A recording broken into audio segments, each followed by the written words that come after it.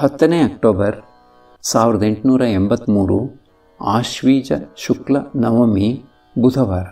ಅಧರಸೇನ ಪರಮಹಂಸರನ್ನು ತನ್ನ ಮನೆಯ ದುರ್ಗಾಪೂಜೆಗೆ ಆಹ್ವಾನಿಸಿದ್ದ. ಇಂದು ದುರ್ಗಾಪೂಜೆಯ 3ನೆಯ ದಿನ.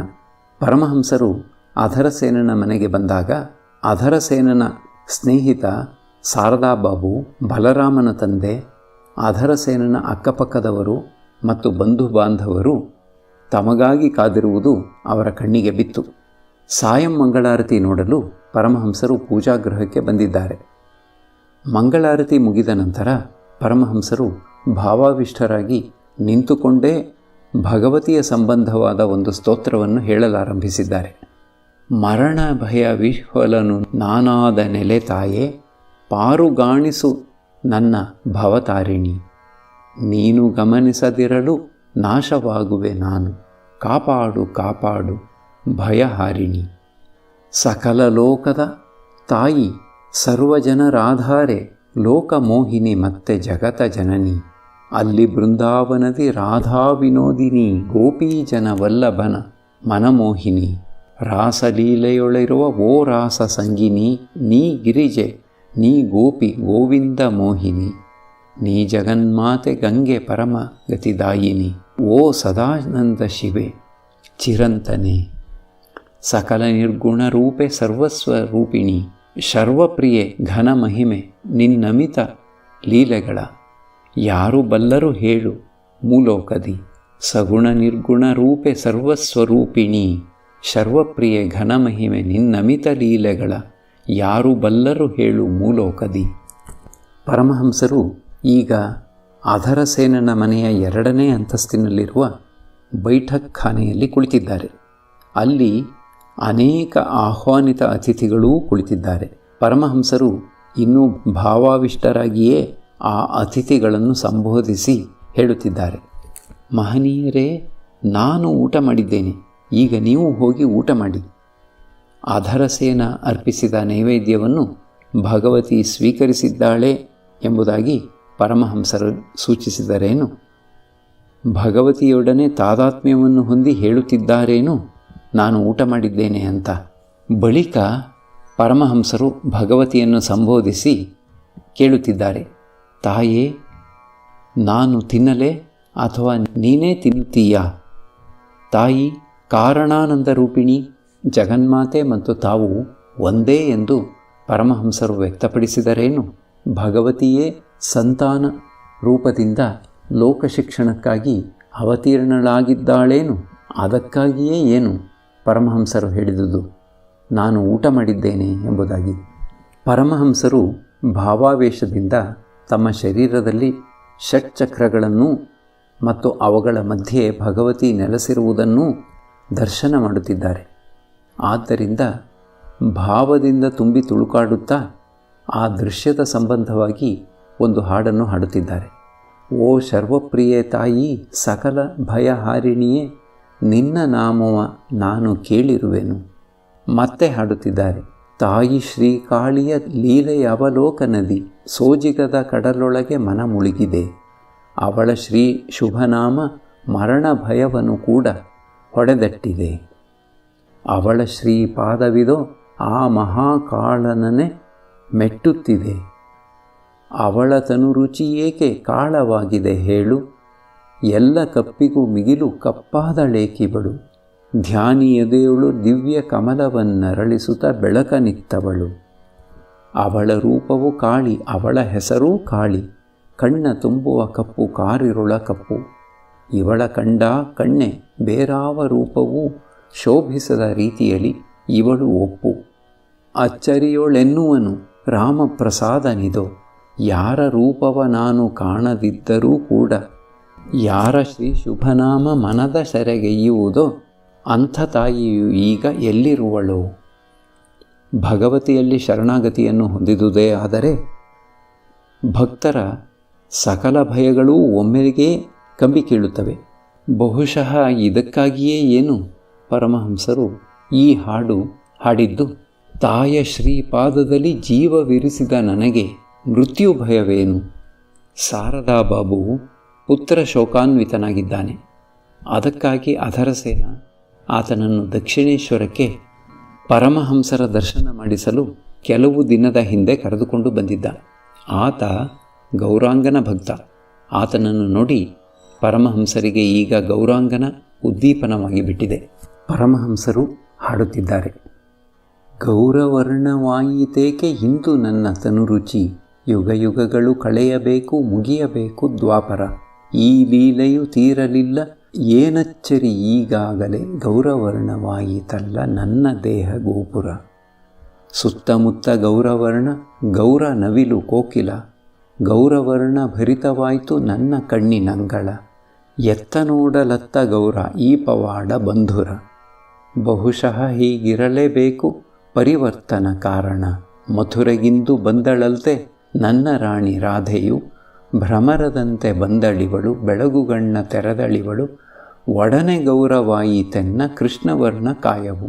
ರಾಧೆಯನ್ನು ನೆನೆದು ನೆನೆದು ನಾನೇ ರಾಧೆಯಾದೆನೋ, ನವದ್ವೀಪವೋ ಮಥುರೆಯೋ ನಾನೆಲ್ಲಿಹೆ ಕಾಣೆನು, ಏಕಾಯಿತು ಪರಿವರ್ತನೆ ತಿಳಿಯದೆ ಬೆರಗಾದೆನು, ನಿತ್ಯಾನಂದನಾಗಿ ಇನ್ನು ಬಲರಾಮನು ಜನಿಸಲಿಲ್ಲ, ಶ್ರೀವಾಸನ ರೂಪದಲ್ಲಿ ನಾರದರೂ ಕಾಣಲಿಲ್ಲ, ಈ ಯಶೋದೆ ಶಚಿಯಾಗದೆ ನಂದಗೋಪ ಜಗನ್ನಾಥನಾಗಿ ಇನ್ನು ಜನಿಸದೆ, ನಾನೊಬ್ಬನೇ ಗೌರವನಾಗಿ ಮೊದಲು ಮೂಡಿ ಬಂದೆನೆ. ಓ ಈಗ ಅರ್ಥವಾಯಿತು ಪರಿವರ್ತನ ಕಾರಣ, ಮಧುರೆಗಿಂದು ಬಂದಳಂತೆ ನನ್ನ ರಾಣಿ ರಾಧೆಯು, ಒಡನೆ ಗೌರವಾಯಿತೆನ್ನ ಕೃಷ್ಣವರ್ಣ ಕಾಯವು. ಪರಮಹಂಸರು ಇನ್ನೂ ಗೌರಾಂಗ ಭಾವದಿಂದ ಆವಿಷ್ಟರಾಗಿಯೇ ಮತ್ತೆ ಹಾಡುತ್ತಿದ್ದಾರೆ. ನಿಜಕ್ಕೂ ಭಾವದ ಸಮಾಧಿಗದ್ದುತ ಮೈಮರೆತಿರುವನು ಗೌರಾಂಗ, ಅಳುವನು ನಗುವನು ಹಾಡುತ್ತ ಕುಣಿವನು ತುಂಬಿ ತುಳುಕಿರಲು ಆನಂದ, ಸನಿಹದ ಕಾಡಾಗಿದೆ ಬೃಂದಾವನ, ಹರಿವ ಗಂಗೆಯೇ ಯಮುನೆ ಎಂಬ ಭಾವದಳು ರೋಧಿಸುತ್ತಿರುವನು ನೆನೆದು ನೆನೆದು ಶ್ರೀಕೃಷ್ಣನನ. ಇಂತಿರುವಿ ಗೌರಾಂಗನ ಕಾಯವು ಹೊರಗೆ ಗೌರವರ್ಣ, ಅಂತರಂಗವೋ ಕೃಷ್ಣ ಭಾವದಲ್ಲಿ ತುಂಬಿ ಕೃಷ್ಣವರ್ಣ. ಪರಮಹಂಸರು ಈಗ ಗೌರಾಂಗನ ಪ್ರೇಮದಿಂದ ಮೋಹವರ್ಷಳಾಗಿರುವ ಭಕ್ತೆಯ ಭಾವವನ್ನು ಆರೋಪಿಸಿಕೊಂಡು ಹಾಡಲಾರಂಭಿಸಿದ್ದಾರೆ. ಏಕೆ ನೆರೆಹೊರೆಯವರು ಈ ಥರ ಸಲ್ಲದಪವಾದವನು ಹಬ್ಬಿಸಿ ನಾ ಕಡಂಕಿನಿ ಎಂಬರು, ಯಾರಿಗೊರೆಯುವ ಎಂತು ಒರೆಯಲಿ ನನ್ನ ಒಳಗಿನ ನೋವನು, ನಾನು ಹೇಳಿದೆನೆಂದರೂ ಅದನೆಂತು ತಿಳಿಯಲು ಬಲ್ಲರು, ಒಮ್ಮೆ ನಾ ಶ್ರೀವಾಸಗೃಹದಳು ಹರಿಯ ನಾಮವ ನುತಿಪ ಗೌರನ ದಿವ್ಯವಾಣಿಯ ಕೇಳಿದೆ, ದಿವ್ಯ ಭಾವದೊಳಿದ್ದ ಶ್ರೀ ಗೌರಾಂಗ ಹೊರಳಿರೆ ನೆಲದೊಳು, ಸನಿಯದಲ್ಲಿ ನಿಂತಿದ್ದ ನಾನು ದಿವ್ಯ ಭಾವಕ್ಕೆ ಮುಳುಗಲು, ಸಹಚರ ಶ್ರೀವಾಸನೆನ್ನನು ಮರಳಿ ಪ್ರಜ್ಞೆಗೆ ತಂದನು. ಭಕ್ತ ವೃಂದದ ನಡುವೆ ಹಾಡುತ್ತ ಹೊಲೆಯರನು ಎದೆಗಪ್ಪುತ್ತ, ಒಂದು ದಿನವೀ ಪೇಟೆ ಬೀದಿಯೊಳಿರಳು ಶ್ರೀ ಗೌರಾಂಗನು, ನಾನು ಕೂಡ ಒಡನೆ ನಡೆವೆನು ಅವನ ಚರಣವ ಕಂಡೆನು. ಒಮ್ಮೆ ಗಂಗಾ ತೀರದೊಳು ಶ್ರೀ ಗೌರಾಂಗನಿದ್ದನು ಸೂರ್ಯಚಂದ್ರರ ಹೊಳಪ ಜರೆಯುವ ಪ್ರಭೆಯುಳು, ಕೊಡವ ತುಂಬಲು ಬಂದು ನಾನು ಆ ಅಗೋ ಅಲ್ಲವನ ಕಂಡೆನು, ಕೊಡವು ಜಾರಿತು ಹುಡಿಯೊಳು ನನ್ನ ನಾದಿನಿ ಇದನ್ನು ಕಂಡಳು, ಅಂದಿನಿಂದಲೂ ಅಲ್ಲ ಸಲ್ಲದ ಮಾತ ಹರಡುತ್ತಲಿರುವಳು. ಬಲರಾಮನ ತಂದೆ ವೈಷ್ಣವ, ಬಹುಶಃ ಅದಕ್ಕಾಗಿಯೇ ಇರಬೇಕು ಈಗ ಪರಮಹಂಸರು ಗೋಪಿಯರ ದಿಗ್ಭ್ರಾಂತ ಪ್ರೇಮದ ಸಂಬಂಧವಾಗಿ ಹಾಡಲಾರಂಭಿಸಿರುವುದು.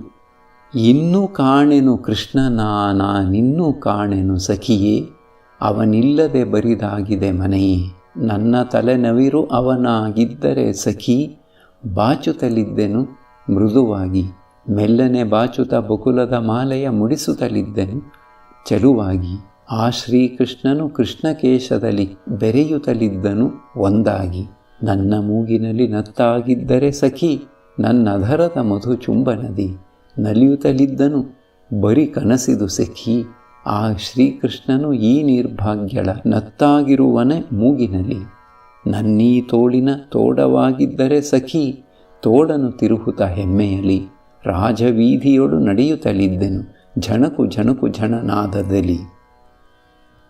ಬಲರಾಮನ ತಂದೆಗೆ ಒರಿಸ್ಸಾದಲ್ಲಿ ಅನೇಕ ಕಡೆ ಜಮೀನು ಇದೆ. ಆತ ನಿಷ್ಠಾವಂತ ವೈಷ್ಣವ. ಅನೇಕ ತೀರ್ಥಸ್ನಾನಗಳಲ್ಲಿ ದೇವಾಲಯ ಕಟ್ಟಿಸಿ ಅತಿಥಿ ಶಾಲೆ ಏರ್ಪಡಿಸಿದ್ದಾನೆ. ತನ್ನ ಮುಪ್ಪಿನ ಜೀವನವನ್ನು ಈಗ ಬೃಂದಾವನದಲ್ಲಿ ಕಳೆಯುತ್ತಿದ್ದಾನೆ. ವೈಷ್ಣವರು ಸಾಮಾನ್ಯವಾಗಿ ಸ್ವಮತ ಭ್ರಾಂತರು. ಅವರಲ್ಲಿ ಅನೇಕರು ಶಾಕ್ತರನ್ನು, ಶೈವರನ್ನು, ವೇದಾಂತವಾದಿಗಳನ್ನು ಸಹಾನುಭೂತಿಯಿಂದ ನೋಡುವುದಿಲ್ಲ. ಅವರಲ್ಲಿ ಕೆಲವರು ಇವರನ್ನೆಲ್ಲ ದ್ವೇಷಿಸುತ್ತಾರೆ. ಆದರೆ ಪರಮಹಂಸರು ಆ ವಿಧದ ಭಾವನೆಗೆ ಮನ್ನಣೆ ಕೊಡುತ್ತಿಲ್ಲ. ಅವರ ದೃಷ್ಟಿಯಿಂದ ವ್ಯಾಕುಲತೆ ಹೊಂದಿದ್ದರೆ ಎಲ್ಲ ಮಾರ್ಗಗಳಿಂದಲೂ ಎಲ್ಲ ಮತಗಳಿಂದಲೂ ಭಗವಂತನ ಸಾಕ್ಷಾತ್ಕಾರ ಪಡೆಯಬಹುದು. ಬಲರಾಮನ ತಂದೆಯ ದೃಷ್ಟಿಯನ್ನು ವಿಶಾಲಗೊಳಿಸಲು ಈಗ ಪರಮಹಂಸರು ಮಾತುಕತೆ ಆಡಲಾರಂಭಿಸಿದ್ದಾರೆ. ಶ್ರೀರಾಮಕೃಷ್ಣರು ಮಾಸ್ಟರಿಗೆ, ಒಮ್ಮೆ ಭಾವಿಸಿದೆ, ನಾನೇಕೆ ಒಂದೇ ಸ್ವರ ಊದುವವನಾಗಬೇಕು? ಅದಕ್ಕಾಗಿ ಬೃಂದಾವನದಲ್ಲಿ ವೈಷ್ಣವ ಮಂತ್ರೋಪದೇಶ ಪಡೆದು ವೈಷ್ಣವ ಬೈರಾಗಿಯ ಉಡುಪನ್ನು ಧರಿಸಿದೆ. 3 ದಿನ ಆ ಭಾವದಲ್ಲಿ ಇದ್ದೆ. ಮತ್ತೆ ದಕ್ಷಿಣೇಶ್ವರದಲ್ಲಿ ರಾಮ ಮಂತ್ರೋಪದೇಶ ಪಡೆದೆ. ಹಣೆಗೆ ಉದ್ದುದ್ದವಾದ ನಾಮ ಬಳಿದುಕೊಳ್ಳುತ್ತಿದ್ದೆ. ಕೊರಳಿಗೆ ಹೀರದ ಹಾರ ಹಾಕಿಕೊಳ್ಳುತ್ತಿದ್ದೆ. ಕೆಲವು ದಿನಗಳಾದ ಮೇಲೆ ಅವನ್ನೆಲ್ಲ ವರ್ಜಿಸಿಬಿಟ್ಟೆ. ಒಬ್ಬನ ಹತ್ತಿರ ಒಂದು ಮರದ ತೊಟ್ಟಿ ಇತ್ತು. ತಮ್ಮ ಬಟ್ಟೆಗೆ ಬಣ್ಣ ಹಾಕಿಕೊಳ್ಳುವುದಕ್ಕೆ ಜನ ಆತನ ಹತ್ತಿರಕ್ಕೆ ಬರುತ್ತಿದ್ದರು. ಆ ತೊಟ್ಟಿಯಲ್ಲಿ ಬಣ್ಣದ ಒಂದು ಮಿಶ್ರಣ ಇತ್ತು. ಯಾರ್ಯಾರಿಗೆ ಯಾವ್ಯಾವ ಬಣ್ಣದ ಬಟ್ಟೆ ಬೇಕೋ ಆ ಮಿಶ್ರಣದಲ್ಲಿ ಅದ್ದಿದರೆ ಆಯಾಯ ಬಣ್ಣದ ಬಟ್ಟೆಯಾಗಿ ಬಿಡುತ್ತಿತ್ತು. ಒಬ್ಬ ಈ ಸೋಜಿಗವನ್ನು ನೋಡಿ ಆಶ್ಚರ್ಯದಿಂದ ಬಣ್ಣ ಹಾಕುವವನಿಗೆ ಹೇಳಿದ, ನಿನ್ನ ತೊಟ್ಟಿಯಲ್ಲಿ ಇರುವ ಬಣ್ಣ ಹಾಕಿಕೊಡು ನನಗೆ. ಎಲ್ಲ ಧರ್ಮದ ಜನರೂ ತಮ್ಮ ಹತ್ತಿರ ಬರುತ್ತಾರೆ ಮತ್ತು ತಮ್ಮ ತಮ್ಮ ಆದರ್ಶಗಳಿಗೆ ತಕ್ಕಂತೆ ಆತ್ಮಜಾಗೃತಿಯನ್ನು ಪಡೆದುಕೊಳ್ಳುತ್ತಾರೆ ಎಂಬುದಾಗಿ ಪರಮಹಂಸರು ಸೂಚಿಸಿದರೇನು? ಶ್ರೀರಾಮಕೃಷ್ಣರು ಬಲರಾಮನ ತಂದೆಗೆ, ನೀನು ಇನ್ನು ಮೇಲೆ ಪುಸ್ತಕಗಳನ್ನು ಓದುವ ಗೋಜಿಗೆ ಹೋಗಬೇಡ. ಆದರೆ ಚೈತನ್ಯ ಚರಿತಾಮೃತದಂಥ ಭಕ್ತಿಶಾಸ್ತ್ರಗಳನ್ನು ಬೇಕಾದರೆ ಓದು.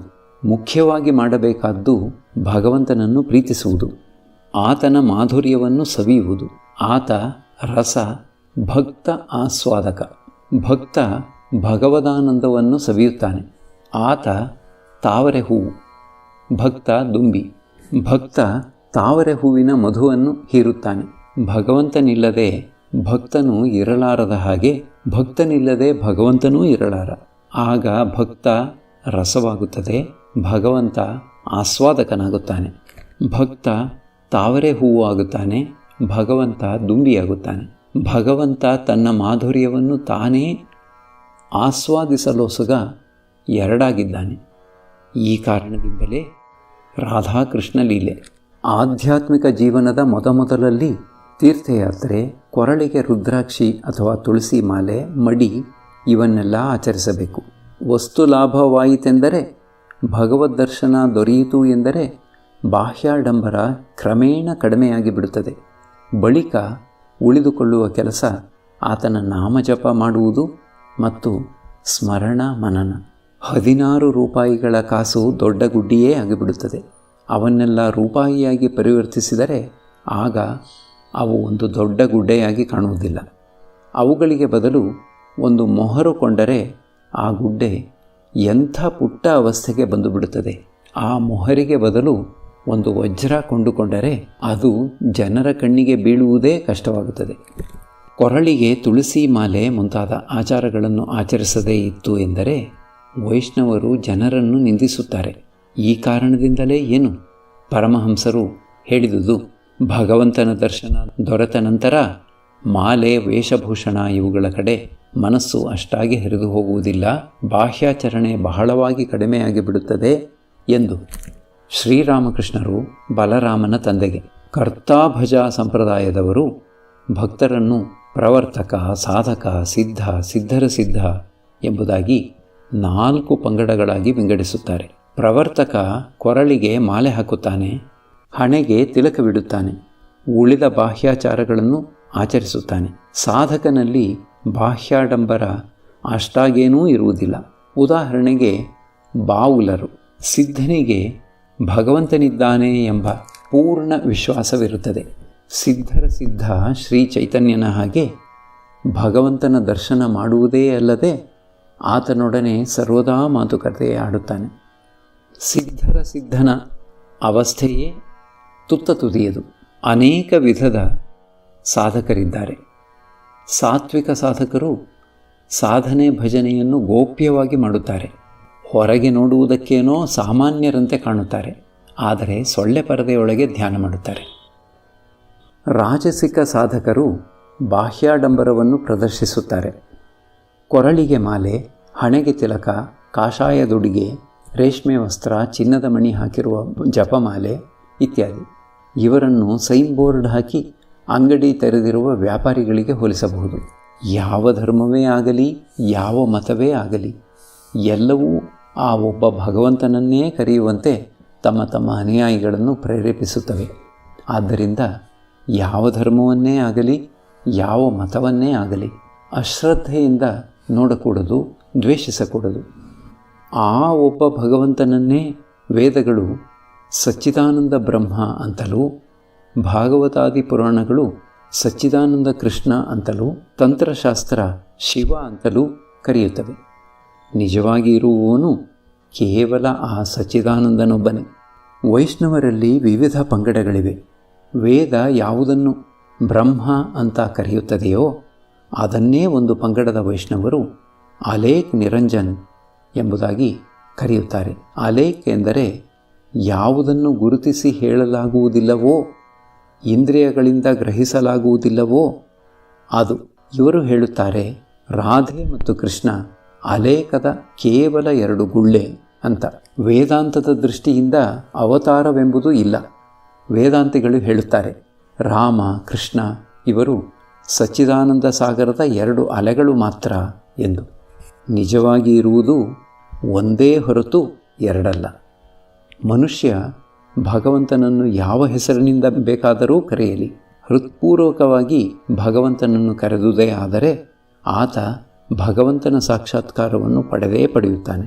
ವ್ಯಾಕುಲತೆ ಇತ್ತು ಎಂದರೆ ಜಯ. ಪರಮಹಂಸರು ಭಾವದಿಂದ ತುಂಬಿ ತುಳುಕಾಡುತ್ತಾ ಈ ವಿಷಯಗಳನ್ನೆಲ್ಲ ಭಕ್ತರಿಗೆ ತಿಳಿಸಿದರು. ಈಗ ಸ್ವಲ್ಪ ಪ್ರಕೃತಿಸ್ಥರಾಗಿ ಬಲರಾಮನ ತಂದೆಯನ್ನು ಕೇಳುತ್ತಿದ್ದಾರೆ. ನೀನು ಬಲರಾಮನ ತಂದೆಯಲ್ಲವೇ? ಎಲ್ಲರೂ ನಿಶ್ಶಬ್ದರಾಗಿ ಕುಳಿತಿದ್ದಾರೆ. ಬಲರಾಮನ ವೃದ್ಧ ತಂದೆ ಸದ್ದು ಮಾಡದೆ ಜಪಮಾಲೆ ತಿರುಗಿಸುತ್ತಿದ್ದಾನೆ. ಶ್ರೀರಾಮಕೃಷ್ಣರು ಮಾಸ್ಟರ್ ಮತ್ತು ಉಳಿದವರಿಗೆ, ಇವರು ಅಷ್ಟೊಂದು ಜಪ ಮಾಡುತ್ತಾರೆ, ಅಷ್ಟೊಂದು ತೀರ್ಥಯಾತ್ರೆ ಮಾಡುತ್ತಾರೆ, ಆದರೂ ಹೀಗಿದ್ದಾರಲ್ಲ ಏಕೆ? ಇವರ ವರ್ಷ 18 ತಿಂಗಳಿನದು ಅನ್ನುವ ಹಾಗಿದ್ದಾರಲ್ಲ. ಒಮ್ಮೆ ನಾನು ಹರೀಶನಿಗೆ ಹೇಳಿದೆ, ಕಾಶಿಗೆ ಹೋಗುವುದರ ಅವಶ್ಯಕತೆ ಏನಿದೆ? ಭಗವಂತನಿಗಾಗಿ ವ್ಯಾಕುಲತೆ ಇಲ್ಲದೇ ಇತ್ತು ಎಂದರೆ, ವ್ಯಾಕುಲತೆಯೊಂದು ಇತ್ತು ಎಂದರೆ ಈ ಜಾಗವೇ ಕಾಶಿಯಾಗಿ ಬಿಡುತ್ತದೆ. ಅವರು ಅಷ್ಟೊಂದು ಜಪ, ಅಷ್ಟೊಂದು ತೀರ್ಥಯಾತ್ರೆ ಮಾಡುತ್ತಾರೆ, ಆದರೆ ಅವರಿಗೆ ಯಾವ ಸಾಕ್ಷಾತ್ಕಾರವೂ ದೊರೆಯುತ್ತಿಲ್ಲವಲ್ಲ. ಏಕೆ? ಅವರಲ್ಲಿ ವ್ಯಾಕುಲತೆ ಇಲ್ಲ. ವ್ಯಾಕುಲತೆಯಿಂದ ಆತನನ್ನು ಕರೆದದ್ದೇ ಆದರೆ ಖಂಡಿತ ಆತ ತನ್ನ ದರ್ಶನವನ್ನು ಕೊಟ್ಟೇ ಕೊಡುತ್ತಾನೆ. ಬಯಲು ನಾಟಕದ ಆರಂಭದಲ್ಲಿ ರಂಗಭೂಮಿಯ ಮೇಲೆ ಏನೇನೋ ಗುಜು ಗುಜು ಗುಜು ಗುಜು ಅಂತ ಶಬ್ದ ನಡೆಯುತ್ತಿರುತ್ತದೆ. ಆಗ ಶ್ರೀಕೃಷ್ಣ ಅಲ್ಲಿ ಕಾಣಿಸಿಕೊಳ್ಳುವುದಿಲ್ಲ.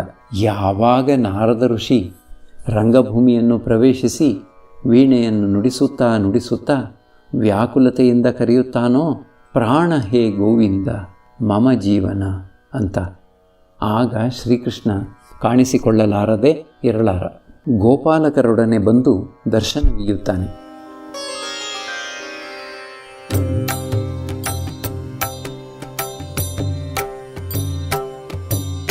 ಶ್ರೀರಾಮ ಕೃಷ್ಣ ಮಂಗಲಕಾರಿ, ಶ್ರೀರಾಮ ಕೃಷ್ಣ ಮಂಗಲಕಾರಿ, ಶ್ರೀರಾಮ ಕೃಷ್ಣ ಮಂಗಲಕಾರಿ, ಶ್ರೀರಾಮ ಕೃಷ್ಣ ಮಂಗಲಕಾರಿ. ನಮೋ ನಾರಾಯಣ ಭವದುಃಖಹಾರಿ, ನಮೋ